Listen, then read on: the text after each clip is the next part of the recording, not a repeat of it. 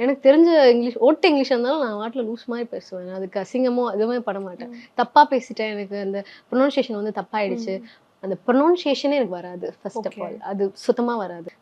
பெரிய இங்கிலீஷு அப்படின்லாம் சொல்லுவேன் நானு. ஸோ நெறைய இடத்துல எப்படி நடந்துக்கணும்னு தெரியாது. அதெல்லாம் சொல்லும். நெறைய பேர் அட்வைஸ் தாங்க எனக்கு. லைஃப் ஃபுல்லா அட்வைஸ். எனக்கு அப்படியே கேட்டு நானே திருத்திக்கிறேன். என்னோட பேப்பர் என்ன கரெக்ட் பண்ண விடுங்க. ப்ளீஸ். நெறைய பேர் வராதீங்க. ரொம்ப டிஸ்டர்பா இருக்கு. ஸோ அந்த மொமெண்ட்லாம் இருக்கும்போது அ ரொம்ப கஷ்டமா இருந்தது. நான் எங்கன்னா ஏதோ ஒரு இடம் போனேன். லைக் எல்லாருமே பெரிய பெரிய ஆளா இருந்தாங்க. அவங்களுடைய ட்ரெஸ்ஸிங்ஸ் எல்லாம் பார்க்க பயங்கரமா இருந்தது. நான் நார்மலா அப்படியே போயிட்டு அங்கருந்து பார்க்கும்போது நான் எப்படி இருந்தேன்னா, அம்மா அந்த தட்டு எடுத்துட்டு போய் வைம்மா அந்த மாதிரிலாம் நான் இருந்தேன். ஸோ எல்லாருமே இங்கிலீஷ்ல தான் பேசுறாங்க. நான் போய் எப்படி கம்யூனிகேட் பண்றதுன்னு எனக்கு தெரியல. நான் இப்பயும் தமிழ்ல தான் போய் கம்யூனிகேட் பண்றேன். யாராவது பேசினா கூட, "தமிழ் தெரியுமா?